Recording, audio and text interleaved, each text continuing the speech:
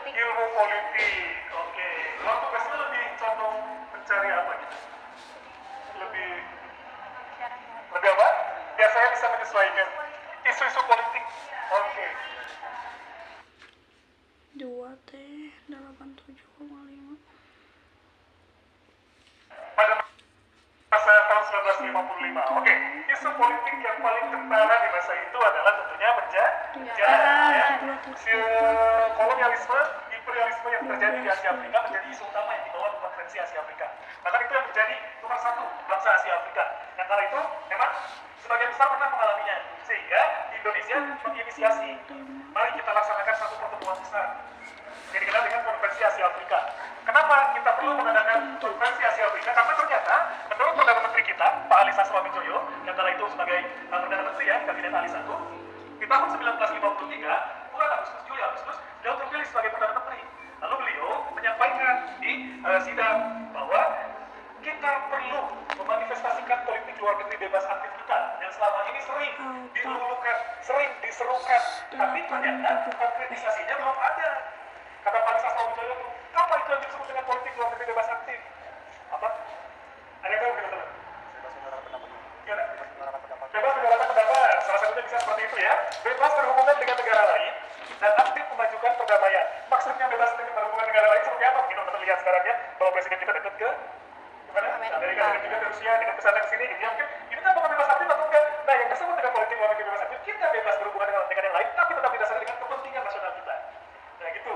Begitu. Pada konferensi Asia Afrika, pada saat itu kita menggalang seluruh kekuatan Asia Afrika untuk mendorong kepentingan nasional kita. Apa kepentingan nasional kita saat itu? Merebut Irian Barat. Yang pada saat itu memang masih dikuasai oleh Belanda. Gimana caranya kita galang dukungan di Asia Afrika? Mari kita galang dengan isu, dibalut dengan isu kolonialisme. Kolonialisme masih terjadi loh di tanah kita di Indonesia, di Irian. Ini adalah perlakuan yang tidak adil, katanya itu ya. Dilakukan oleh bangsa-bangsa Eropa. Mari kita lawan ini. Nah, mereka berkumpul. Bentuk perlawanan melalui apa? Melalui perjuangan diplomasi. Nah, maka dari itu lagi konferensi Asia Afrika. Konferensi Asia Afrika ya, di tanggal 18 hingga 24 April 1955. Sederhananya, konferensi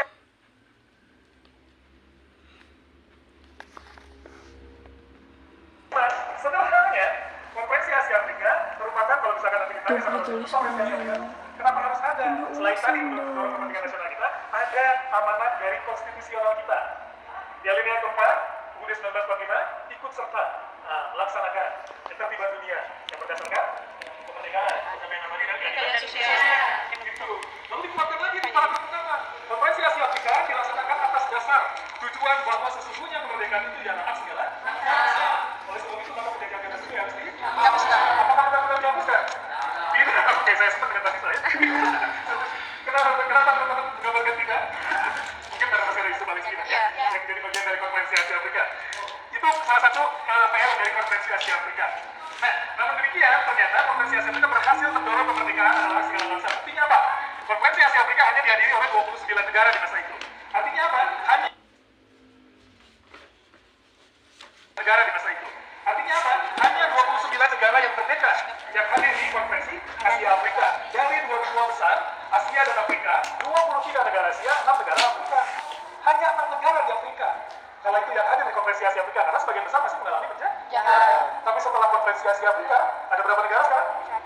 109 untuk Asia Afrika. Dari 29 menjadi 109. Bayangkan tanpa Indonesia mengadakan itu, mungkin kita tidak akan mengenal benua Afrika. Tanpa Indonesia mengadakan konferensi Asia Afrika, mungkin kita tidak menjadi bagian dari PBB, gitu ya. Dan mungkin juga kita masih mengalami penjajahan. Syukurlah kita sebagai masyarakat Indonesia ya punya konferensi Asia Afrika. Nah, adik-adik yang dilihat sudah gini. Kenapa bisa biar tidak bingung? Kenapa bisa dari 29 menjadi 109 negara? Kenapa? Karena konferensi Asia Afrika menghasilkan satu keputusan, mendorong bangsa-bangsa untuk menentukan nasibnya diri sendiri, mendorong bangsa-bangsa di Asia Afrika untuk berpemerintahan sendiri. Direkomendasikan, karena konferensi Asia Afrika itu suatu event, ya, event yang dilaksanakan hanya selama sepekan, gitu. Nah, ternyata suara dari setengah populasi dunia ini didengar oleh PBB, sehingga PBB di tahun 1960-an mengeluarkan satu deklarasi Declaration on Granting Colonized People. Jadi deklarasi untuk menjamin dekolonisasi di negara-negara terjajah, ya, di negara-negara terjajah. Nah, deklarasi ini sama isinya dengan isi dari Konferensi Asia Afrika bahwa semua bangsa-bangsa memiliki hak untuk berpemerintahan sendiri. Maka dari itu penjajahan mulai diharamkan di masa itu. Sehingga bangsa-bangsa mendapatkan kemerdekaan. Itulah mungkin lini masanya secara sederhana disampaikan. Ini adalah Presiden Soekarno berpidato di kurang 53 menit dalam bahasa Inggris. Judul pidatonya Indonesia, India Dikabibon. Konferensi Asia Afrika dilaksanakan selama sepekan, dibuka oleh Presiden Soekarno, dipimpin oleh Perdana Menteri Alisa Swabijunio. Tapi kenapa di depan banyak? Karena mereka adalah 5 negara sponsor. Ya, jadi yang mendukung Konferensi Asia Afrika, karena memang kala itu Indonesia masih agak kesulitan.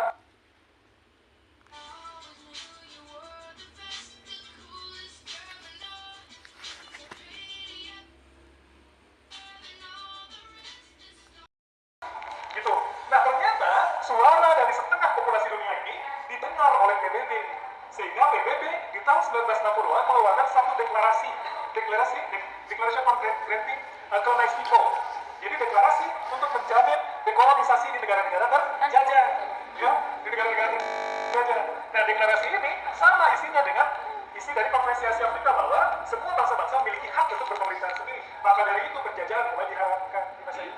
Sehingga bangsa-bangsa mendapatkan kemerdekaan. Itulah mungkin lini masanya secara sederhana disampaikan. Ini adalah Presiden Soekarno berpidato di kurang 53 menit dalam bahasa Inggris. Judul pidatonya Indonesia, India Dikabibon. Konferensi Asia Afrika dilaksanakan selama sepekan, dibuka oleh Presiden Soekarno, dipimpin oleh Perdana Menteri Alisa Swabijunio. Tapi kenapa di depan banyak? Karena mereka adalah 5 negara sponsor. Ya, jadi yang mendukung Konferensi Asia Afrika, karena memang kala itu Indonesia masih agak kesulitan untuk menggalang dana. Sehingga diputuskan di tahun 1954 ada konferensi pendalaman dan konferensi baru, nanti kita bicara lebih dalam kan. Bisa diputuskan siapakah yang akan menjadi sponsor Konferensi Asia Afrika. Mereka adalah dari paling kiri.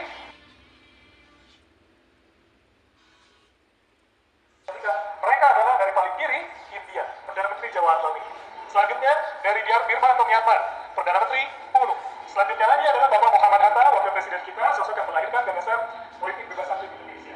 Lalu Bapak Alisa Swabijunio, Perdana Menteri Indonesia, beliau terpilih sebagai Ketua Konferensi Asia Afrika. Bagaimana terpilihnya nanti kita kisahkan sebentar ini. Selanjutnya adalah Serjonto Pelawala, Perdana Menteri Sri Lanka atau Ceylon. Dan terakhir adalah Mohammed Ali Boga dari Pakistan. Jadi karena mereka sebagai sponsor, mereka mempersiapkan juga Konferensi Asia Afrika mulai dari membuat kertas kerja, working paper, kebutuhan teknisnya turut dipersiapkan juga oleh mereka sehingga mereka mendapatkan hak atau privilege untuk menjadi untuk memimpin jalannya Konferensi Asia Afrika. Tapi kalau ketuanya dari Indonesia ya. 29 negara yang hadir, 6 negara Afrika, 23 negara Asia. Kenapa yang diundang? Sebetulnya 30. Ada negara yang menolak hadir. Mengapa menolak hadir? Alasannya tuh bahwa pada saat itu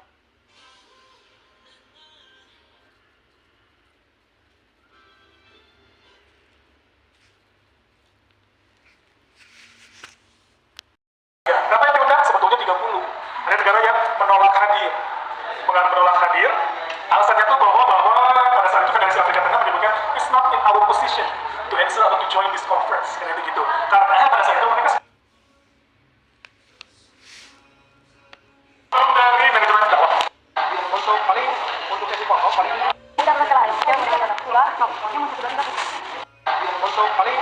alasannya tuh bahwa pada saat itu Federasi Afrika Tengah menyebutkan it's not in our position to answer atau to join this conference. Karena begitu. Karena pada saat itu mereka sudah merdeka, tapi pemerintahannya masih dikuasai oleh orang kulit putih dengan sistem apartheid itu ya.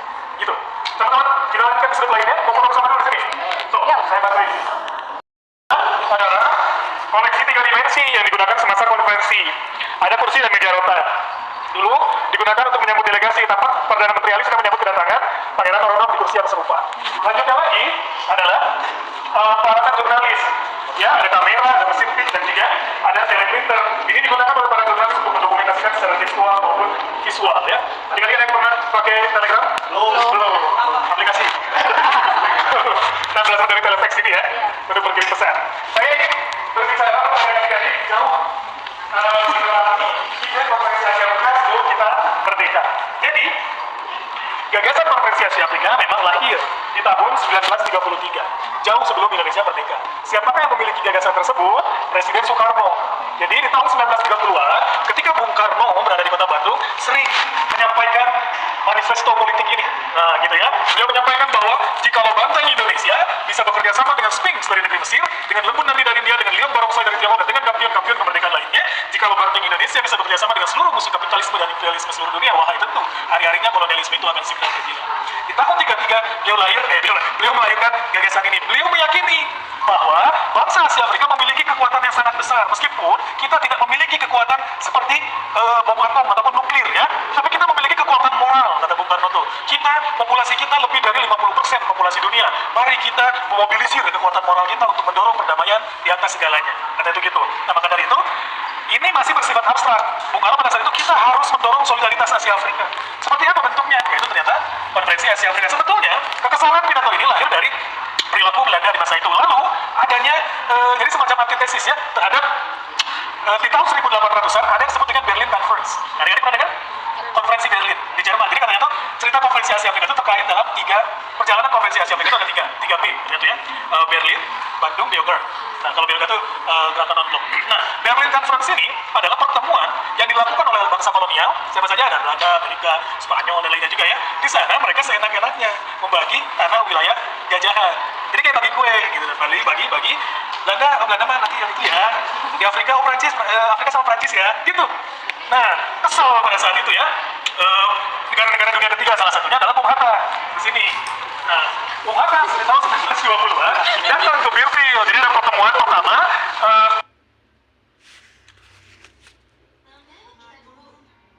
anti kolonialisme yang dilaksanakan di Birville ya, di Birville, Prancis dan juga di Brussels, Belgia. Di sini disuarakan bahwa kami pun memiliki hak untuk menentukan nasib diri sendiri, tidak lagi dijajah. Nah, maka dari itu solidaritas ini konferensi Asia Afrika untuk melawan itu.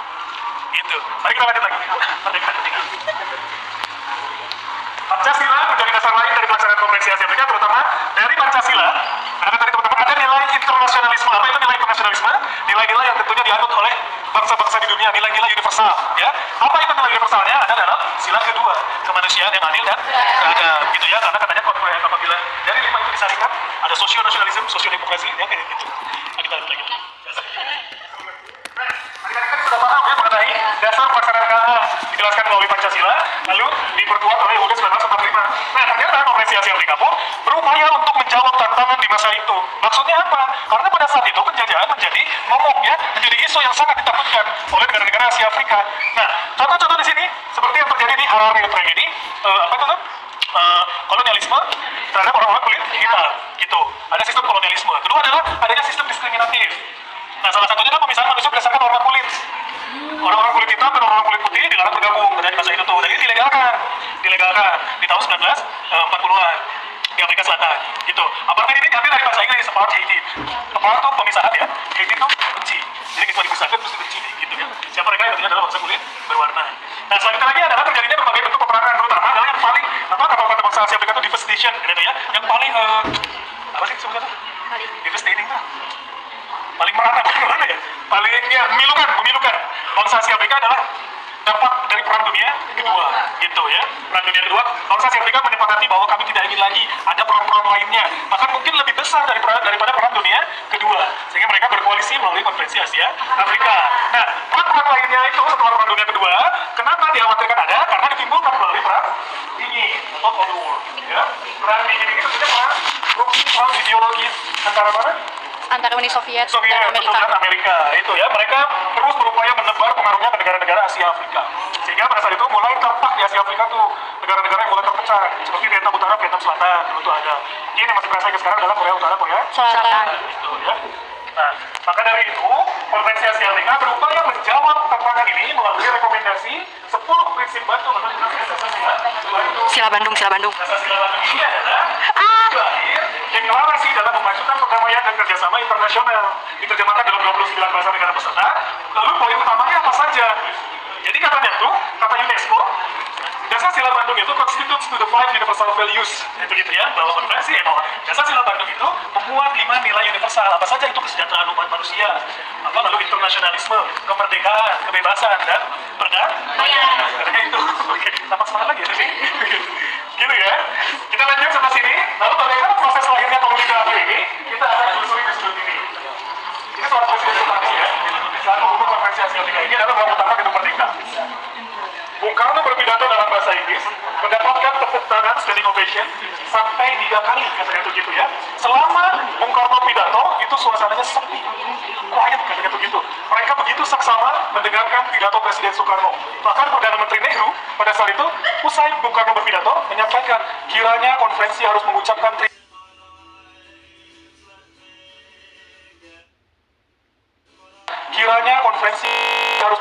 terima kasih kepada Bung Karno yang telah menyampaikan ide-ide segar, gagasan-gagasan baru yang akan mengilhami jalannya konferensi Asia Afrika. Itu. Nah, lalu berterima kasihlah semua yang itu kepada Bung Karno. Karena Bung Karno hadir cuma 1 hari ya, pas pembukaan aja. Lalu selanjutnya dipimpin oleh Perdana Menteri, karena pada saat itu disepakati yang hadir di konferensi Asia Afrika levelnya paling tinggi Perdana Menteri, paling rendah adalah Menteri. Kita lanjut lagi. Jadi referensi buku-buku terkait konferensi Asia Afrika. Bagaimana lahirnya Dasar Bandung? Bagaimana lahirnya konferensi Asia Afrika? Persiapan dimulai dari pertemuan Tugu. Apa itu pertemuan Tugu? Pertemuan Tugu adalah pertemuan yang dilaksanakan oleh Kementerian Luar Negeri, dihadiri oleh perwakilan-perwakilan duta besar yang ada di Asia Pasifik atau di Afrika, negara-negara yang di benua tersebut. Nah, dipimpin oleh Menlu Sunario.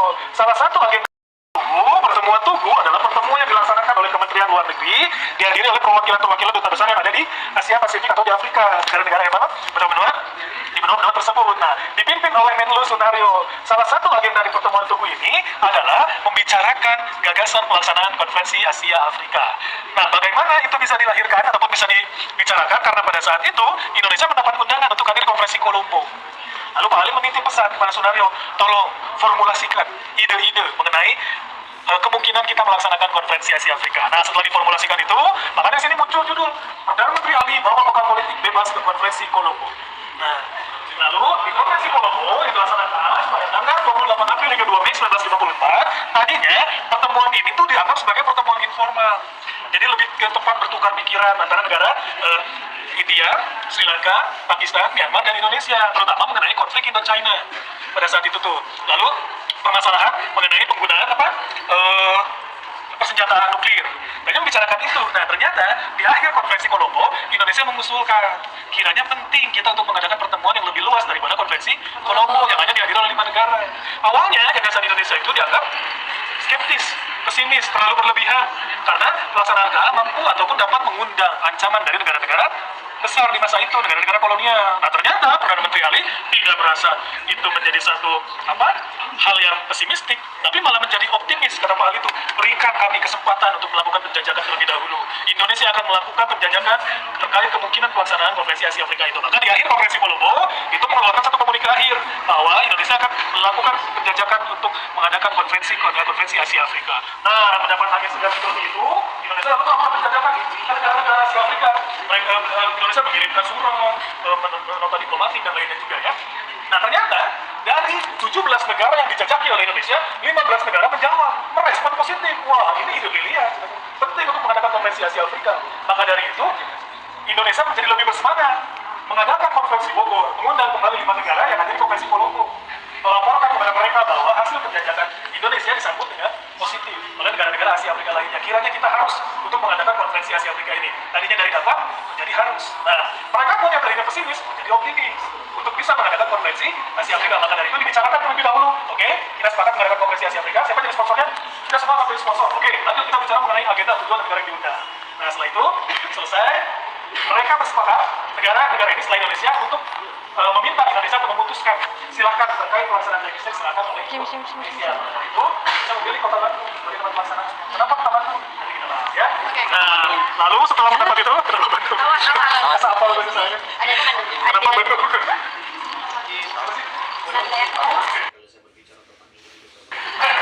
Setelah dari konferensi Bogor, langsung pemerintah Indonesia membentuk 3 sekretariat, 3 panitia. Ada disebut dengan sekretariat bersama. Sekretariat bersama itu berisi dari perwakilan-perwakilan 5 negara sponsor itu ya. Nah, lalu ada panitia interdepartemental. Panitia interdepartemental itu adalah panitia perwakilan dari kementerian-kementerian yang ada di Indonesia. Gitu. Itu untuk persiapan teknisnya. Lalu lokal komite, yaitu komite lokal yang ada di Bandung. Yaitu adalah Pemda, pemerintah provinsi dan juga kota Bandung, itu provinsi Jawa Barat. Nah, ada tiga kepanitiaan ini mereka memiliki tugas masing-masing. Misalkan kalau di sekretariat salah satunya mempersiapkan kertas kerja. Apa saja sih agenda yang akan dibicarakan di konferensi Asia Afrika? Itu dibicarakan dan disiapkan oleh mereka. Lalu kebutuhan teknis oleh panitia interdepartemental dan juga komite lokal. Gitu. Termasuk pemilihan kota gedung. Nah, gitu. Ayo kita lanjut. Nah, setelah dipersiapkan lebih kurang 100 hari dari Januari ke bulan April, 7 April Bung Karno datang ke kota Bandung. Inspeksi Pengumuman sudah dipersiapkan di tinjau gedung-gedung yang akan dilaksanakan, salah satunya gedung Merdeka. Nah, Bung Karno di sini langsung meninjau, ya, didampingi oleh arsitek kesayangannya siapa? Hatta. Arsiteknya. Sanes Wakil. Ini adalah Frederick Silaban. Coba soalnya orang bisa terobokan nih. Frederick Silaban yang ngebangun ini, ngebangun apa? Istiqlal. Oh iya. Punaki. Oh gitu. Berarti dulu. Iya. Kira mana? Kita lanjut lagi adik-adik. Kita lanjut lagi. Lalu gedung lainnya lagi yang digunakan untuk konvensi penginapan adalah Hotel Savoy, Teater, lalu ada Suara Hotel yang ada di Masjid Agung. Masjid Agung yang cukup kayak apa? Gedung tertinggal. Gitu lah. Terbengkalai. Pokoknya nah ini Masjid Agung direnovasi. Kenapa Masjid Agung digunakan? Karena pada saat itu untuk sholat Jumat. Selama sepekan. Masuk ya Masjid Agung. Selanjutnya ini adalah katedral untuk delegasi non muslim di Jalan Jawa. Nah, sesuai dipersiapkan dengan matang di Bandung, Jakarta siap menerima konvensi, siap menerima para delegasi. Tampak kesini adik-adik ya. Ada delegasi dari Afrika langsung disambut oleh Perdana Menteri Ali. Lalu ada pangeran dari Thailand, namanya paling panjang se Asia Afrika. Pangeran Wan Waitayakong Kromun dari Box Praman. Ulangi.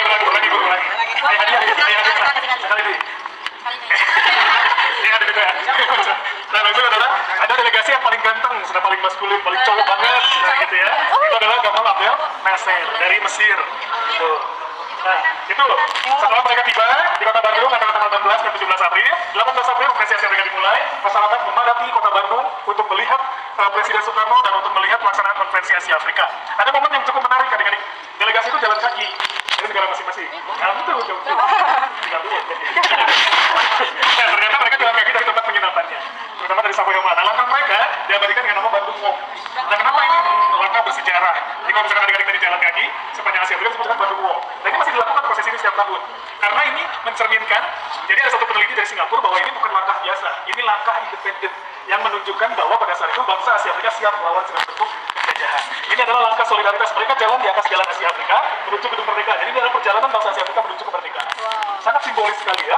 Jalan Asia Afrika dinamai oleh Presiden Soekarno. Dulunya Rute Posweg jalan Belanda, zaman Belanda. Lalu gedung Merdeka dinamai oleh Presiden Soekarno juga. Ini delegasi dari Arab, Raja Arab, di Faisal dan lainnya juga. Dan ini salah satu bentuk performatif diplomasi, kira begitu. Diplomasi performatif, diplomasi penampilan. Jadi pada saat itu, untuk pertama kalinya negara Asia Afrika menunjukkan diri kepada dunia, seperti itu gitu. Nah, selanjutnya lagi ini delegasi Indonesia. Tapi yang menariknya ini, dari 29 negara, hanya Indonesia yang melibatkan perempuan sebagai delegasi. Luar biasa. Indonesia sudah menunjukkan sisi egalitarian, ya, gitu. Yang lainnya itu tidak ada, tidak dianggap delegasi ya. Itu ada kayak misalkan Nehru membawa anaknya Indira Gandhi, tapi dia tidak sebagai delegasi. Nah, hanya Indonesia, yaitu adalah Maria Ulfa Santoso dan Madam Pujo Buntoro. Dan ini adalah sosok yang sangat cerdas, ya. Sosok sangat cerdas pada saat itu. Maria Ulfa Santoso sebagai sekretaris kabinet Seskap, namanya perempuan dulu, Pak. Kalau sekarang lagi, ya, Seskap ini. Nah, itu. Selanjutnya lagi, setelah mereka masuk, lalu delegasi mendengarkan pidato dari Presiden Soekarno untuk membuka KA, lalu pemilihan ketua delegasi, terpilihlah Ali Sastroami Joyo, dilanjutkan dengan penyampaian pidato dari ketua delegasi lainnya, ya, seperti dari Tan Sunosuke Takasaki dari Jepang, lalu dari Liberia juga di sini ada Sport Puli dan lainnya juga. Sampai 2 hari untuk pembukaan itu 18 sampai 19 April. Nah, setelah pembukaan dilanjutkan dengan sidang komite. Sidang komite ini dilaksanakan di gedung yang berbeda, di gedung Dewi Warna. Nah, sidang komite politik dipimpin langsung oleh Pak Ali, ekonomi dipimpin langsung oleh Menteri Roseno, dan selanjutnya adalah komite kebudayaan dipimpin oleh Muhammad ya. Nih, siapa kan Muhammad Yamin? Andai, buang muka dia. Nah, ini gedung Dewi Warna ya. Agenda yang tadi sudah disiapkan oleh Joint Sekretariat berbicara, misalkan di sini ada hak asasi manusia dan hak berpemerintahan sendiri atau hak menentukan nasib sendiri. Permasalahan rakyat saja dan memajukan perdamaian dunia dan kerjasama internasional. Lalu kalau misalkan di sidang ekonomi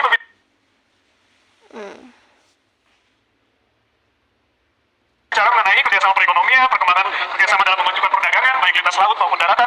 Lanjutnya lagi adalah kerjasama dalam bidang-bidang lain dan aspek-aspek organisasi. Maksudnya adalah misalnya pada saat ada rencana untuk membentuk semacam Bank Asia Afrika. Kalau sekarang ada World Bank, kalau ada rencana Asian African Bank, baik belum realisasi. Mudah-mudahan zaman kalian. Lalu di sidang komite kebudayaan berbicara mengenai cara memperoleh pengetahuan, pertukaran di bidang kebudayaan dan pertukaran informasi.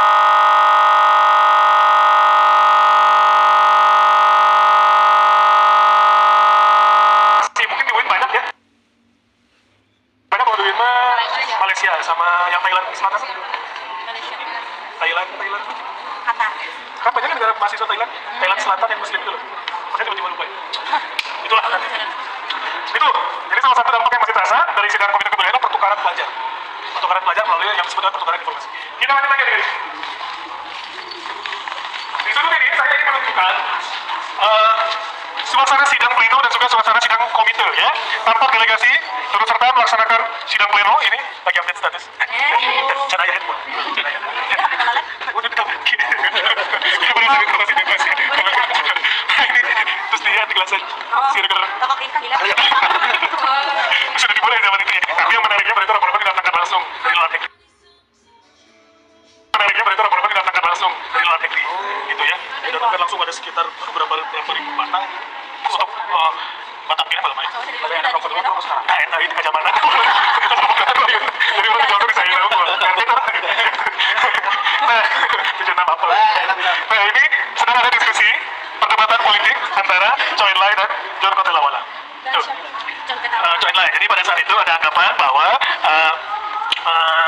komunisme adalah bentuk baru dari kolonialisme, karena itu gitu. Nah, Choi Enlai sebagai negara komunis, Tiongkok tidak menyetujui hal itu, gitu bahwa yang komunisme itu adalah hal yang paham yang layaknya teman-teman ikuti saja, baiknya juga kayak gitu. Nah, selanjutnya lagi, Konferensi Asia Afrika dimanfaatkan untuk menjalin hubungan bilateral antar negara. Misalkan Indonesia pada saat itu mengadakan pertemuan dengan Afghanistan. Sunario bertemu dengan Sir Sadar Muhammad Naim. Mereka membentuk kerjasama persahabatan, ya, friendship treaty, gitu ya, antara Asia dan Afrika. Kenapa? Ada. Siapa? Ketua jurusan. Oh, ketua jurusan. Oh, agak gemuk kan? Kasih dia gitu. Nah, ini tadi saya sebut di delegasi ya, tapi tidak menjadi bagian dari delegasi. Nah, adik-adik, tadi kan dibicarakan bahwa sidang komite politik berbicara mengenai hak asasi manusia, ya, hak menentukan nasib diri sendiri, permasalahan rakyat yang jahat, lalu memajukan kerjasama internasional dan perdamaian dunia, ekonomi berbicara mengenai perdagangan dan kerjasama perekonomian tentunya, kebudayaan pertukaran informasi, dan ternyata itu dihimpun dalam komunikasi Konferensi Asia Afrika. Ada 6 poin di sini. Ada ekonomi, kerjasama kebudayaan, hak asasi manusia dan hak menentukan nasib diri sendiri, permasalahan rakyat yang jahat, dan deklarasi memajukan perdamaian dunia, dan kerjasama internasional melalui dasar sila Bandung. Hasil ini ternyata disetujui secara aklamasi oleh semua peserta Konferensi Asia Afrika dan menjadi rekomendasi untuk memajukan perdamaian dunia dan tentunya memajukan kehidupan pendampingan secara damai. Gitu. Dan siapa saja menyetujuinya di sini 29 negara. Ya. Ada 3 negara lain yang hadir selain negara Indonesia dan Asia Afrika lainnya tentunya ada negara yang belum merdeka.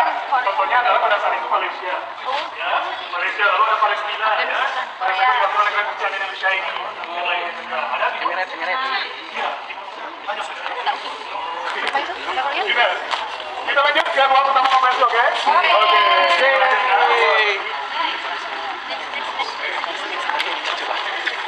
Aduh, kok kali Pak? Ada yang mau ya? Ayo.